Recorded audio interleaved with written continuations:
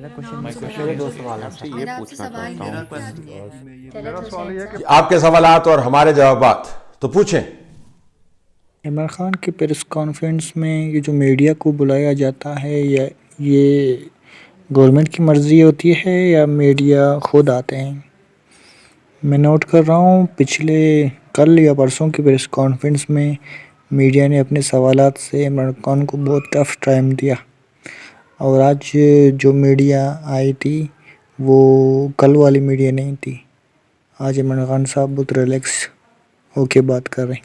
Media से मतलब एक दो और भी सवाल हैं, उनमें से जो दो हमने सेलेक्ट किए उनमें से एक और सुन लेते हैं प्रेस कॉन्फ्रेंस से मुतालिक। जी सर, ये प्राइम मिनिस्टर ने ब्रीफिंग दी थी, दो तीन दफ़ा दी जर्नलिस्ट को बुला के।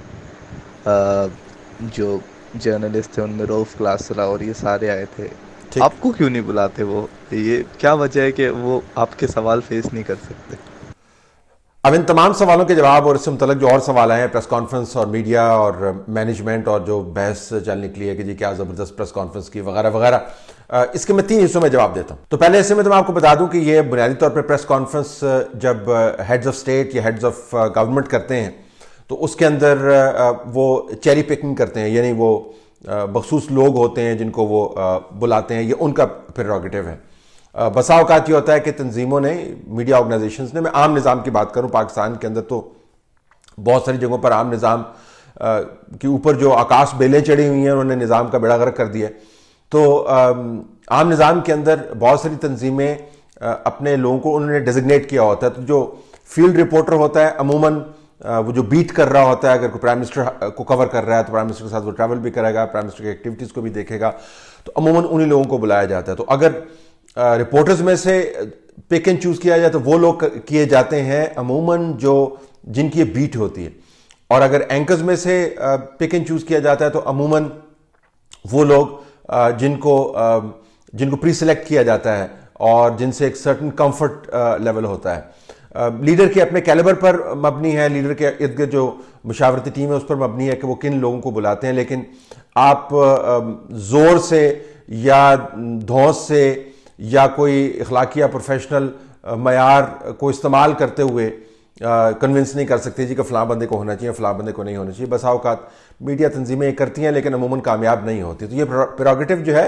मेज़बान का है। अब आ जाए इसके ऊपर कि मेज़बान जो है वो किस किस्म के प्रोग्राम्स जो हैं वो करना चाहते हैं। अमूमन जो इंटरव्यूज़ हैं वो इंटरव्यूज़ के अंदर डिपेंड करता है कि आप कौन हैं और किसका इंटरव्यू कर रहे हैं।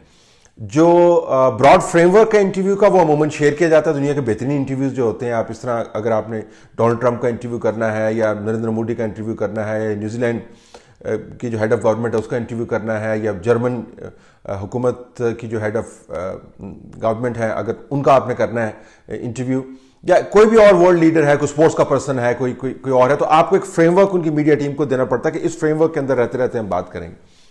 इंटरव्यू का जो टोन एंड टेनोर है, यानी इंटरव्यू का फ्लो कैसा होगा, बहाव उसका कैसा होगा, पेस उसकी कैसी होगी, सवाल किस तरीके से फ्रेज किए जाएंगे, अमूमन अच्छे इंटरव्यूज करने वाले, अच्छे इंटरव्यूज देने वाले उससे इज्तनाब बरतते हैं। इमरान खान साहब जो हैं वो उनको बहुत शौक है लोगों से बात करने का, अपनी पसंद की, अपनी टर्म्स के ऊपर। तो प्रेस कॉन्फ्रेंस के अंदर आपने देखा बहुत सारे ऐसे सवाल उनसे हुए जो शायद मेरे ख्याल में बेहतर पूछे जा सकते थे, हालांकि मेरे सीनियर कोलीग वहां पे बैठे हुए हैं, लेकिन उनके जो जवाब आए मुझे ज़ाती तौर पर काफ़ी उस पर अफसोस हुआ, और मैं आपको बताता हूँ क्यों अफसोस हुआ। एक तो ये कि फैक्चुअल इनएक्यूरेसीज बहुत ज़्यादा थी। मसलन एक ये जो बात बार बार इमरान खान करते हैं जी कि पाकिस्तान में जितना मीडिया आज़ाद है उतना कहीं पे आज़ाद नहीं है, ये फैक्चुअली बिल्कुल गलत है। दुनिया की जो तमाम तंजीमें पाकिस्तान के मीडिया को मॉनिटर करते हैं वो बार बार आपको बताती हैं कि कितने बुरे तरीके से सेंसरशिप यहाँ पर लागू की जाती है, किस तरीके से हुकूमत जो है वो और ये निज़ाम जो है वो सहाफ़ियों और मालकान का गला जो है वो दबोचता है और उनके बाजू जो है वो मरोड़ता है। सहाफ़ियों की कैजुअलिटीज़ के हवाले से देख लें, सहाफ़ियों के ऊपर हमलों के हवाले से देख लें, सेंसरशिप के हवाले से देख लें, चैनल के मालकान से बात करें, आप किसी भी प्रोफेशनल से बात करें वो आपको ये बताएगा कि डीप सेंसरशिप है। लेकिन इमरान खान का ख्याल है कि एक बात को बार बार दोहराने से वो बात जो है वो सच साबित हो जाती है। फिर उनका ये भी जोम है कि चूंकि वो खुद इमरान खान ये बात कह रहे हैं तो वो तो फिर लाजमन ठीक होगी, लेकिन ये फैक्चुअली बिल्कुल इनएक्यूरेट है। मेरे ख्याल में वहां पर ये बात करने की जरूरत थी कि आप जो बात करते हैं उसकी कोई बुनियाद ही नहीं है, सिर्फ आपके कहने से चीज ठीक नहीं हो सकती ना। मैं ये नहीं कह सकता कि इस वक्त मैं जो है वो दिन दिहाड़े इंटरव्यू नहीं कर रहा, मैं रात को इंटरव्यू कर रहा हूं और आप कहें कि नहीं बाहर तो दिन है, मैं कहूँ नहीं रात है। क्यों रात है? क्योंकि मैं कह रहा हूँ रात है।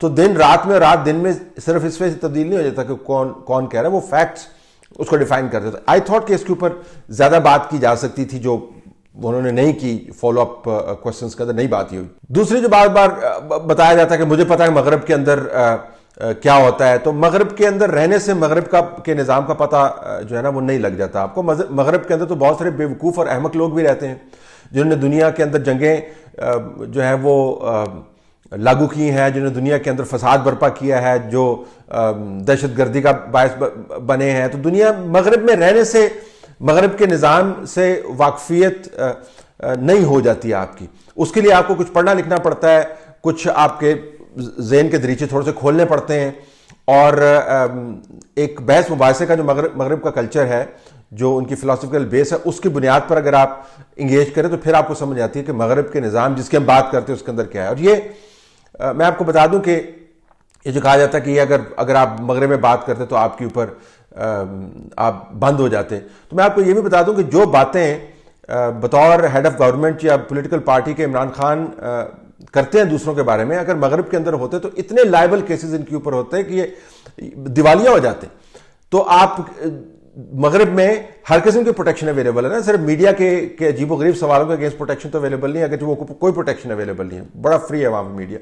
लेकिन लोगों की पगड़ियां उछलने का जो रिवाज है, जिसके अंदर एक खास किस्म की महारत है, अगर वो मगरब में कर रहे होते तो अभी तक ही would been out of pocket. इतना सख्त निजाम है वहां पे। अच्छा, अब ये बातें जो है ये अब जाहिर है एक फॉर्मल सेटिंग के अंदर आप कर नहीं सकते हैं, क्योंकि जाहिर है वो इमरान खान या नवाज शरीफ या यूसुफ रजा गिलानी या बेनजीर भुट्टो, ये लोग जो है ये अफराद के तौर पर नहीं देखे जाते जब वो सामने बैठे होते, तो वो ओहदे का एक आपको एहतराम करना पड़ता है। डोनाल्ड ट्रंप के बारे में लोग बहुत सारी बातें जो हैं फॉर्मल सेटिंग्स के बाहर बैठ के करते हैं, जो उनका दिल भी कर रहा होता है कि प्रेस कॉन्फ्रेंस में करें, लेकिन वो करते नहीं हैं इस वजह से कि डोनाल्ड ट्रंप का जो एक अपना ओहदे का एक समझे मान है और एक उसको जो कॉन्स्टिट्यूशनल प्रोटेक्शन है वो आड़े आ जाती है। तो मेरे ख्याल में फॉर्मल सेटिंग के अंदर आपको लगेगा कि थोड़े से साफी आपको दबे हुए नजर आते हैं, बट आई थॉट कि यहाँ पर बहुत सारे सख्त सवाल जो है फॉलोअप के तौर पर किए जा सकते थे।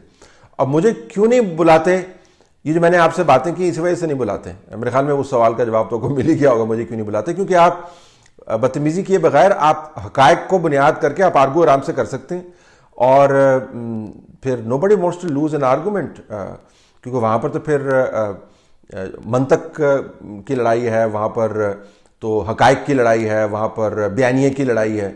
तो अगर आपके हकायक नहीं है, बयानिया आपका कमज़ोर है, मंतक आपकी है नहीं, तो फिर जाहिर है आप क्यों बुलाएंगे किसी को।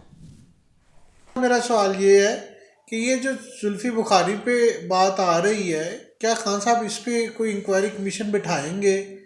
क्या जुल्फी बुखारी से इस्तीफ़ा लेंगे? क्या इतनी क्रिटिकल सूरत हाल में सारा मुल्क को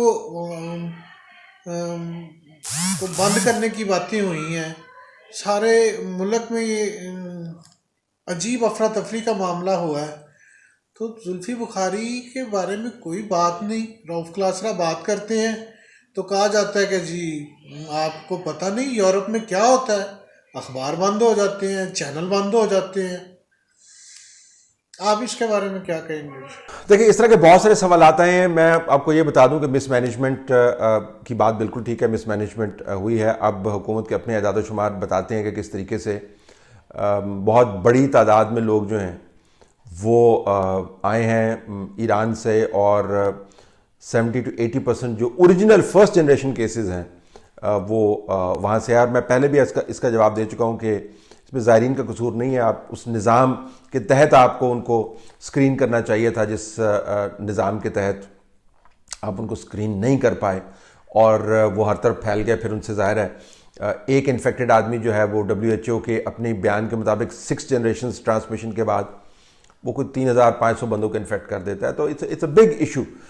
तो हमारे यहाँ नंबर्स यकीनन इंक्रीज़ किए हैं, नंबर्स कम हो सकते थे, ज़्यादा कंट्रोल्ड हो सकता था अगर हमने बर वक्त इक़दाम जो हैं वो किए होते, जो हमने नहीं किए। जुल्फी बुखारी ये कहते फिर रहे थे, जो उनकी आदत है कि ट्वीट करते रहते हैं और बताते हैं कि किस तरह वो पॉलिसी को चला रहे हैं और कैसे वो तमाम मुल्क में अहम फैसले जो हैं उन्हीं के हवाले से होते हैं। तो एक इमेज उन्होंने अपना बिल्ड किया हुआ, उसी इमेज के खाते के अंदर उन्होंने ये बातें शुरू कर दी।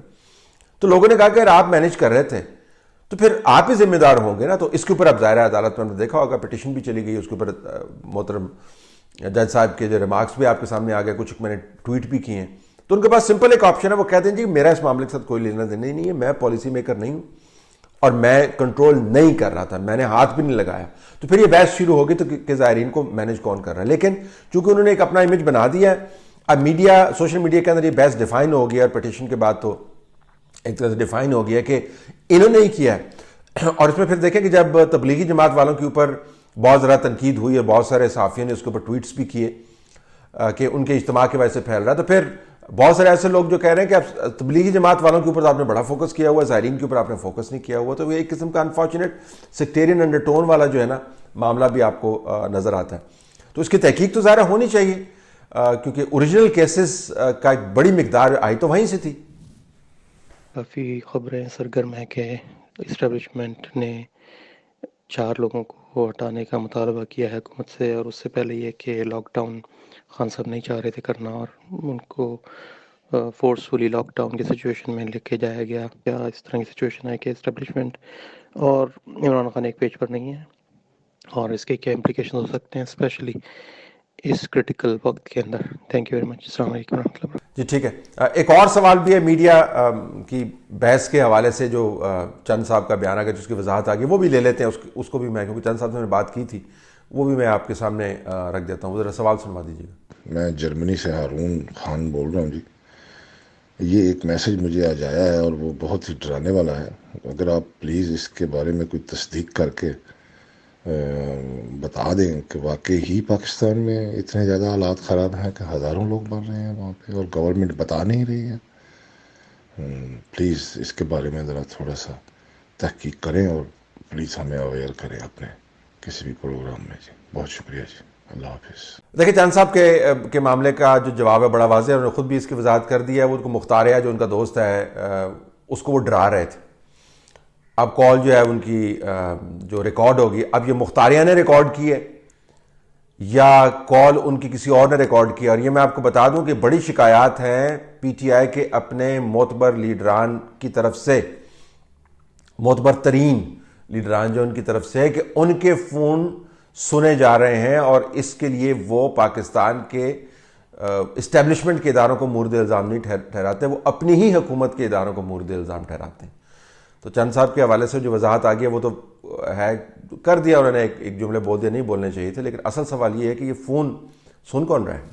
अब दूसरा जो आपने कहा इस्टेब्लिशमेंट क्या चेंज कर रही है, एक तो देखें बीच मंझधार जो है आप कमांड को एडजस्ट करते हैं, बीच मंझधार जो है कमांड को अमूमन चेंज नहीं करते। This has been our experience unless के बहुत ही ज़्यादा कोई कैलेमिटी हो रही हो। दूसरी बात यह है कि अब कैलेमिटी चूँकि आपके सामने आ रही है, इतनी मिसमैनेजमेंट हुई है, तो उसके बाद अब आप देखेंगे कि एक कमांड सेंटर जो है वो बनाया जा रहा है। और कमांड सेंटर और स्ट्रक्चर जो है वो कहने को उसका एक सिविलियन फसाड है, लेकिन असल में आपको पता है कि इस्टेब्लिशमेंट उसको ड्राइव कर रही है। जो मुख्तलिफ कोर्स हैं पाकिस्तान की फ़ौज की, वो इस काम में लगी हुई हैं एडमिनिस्ट्रेटिवली।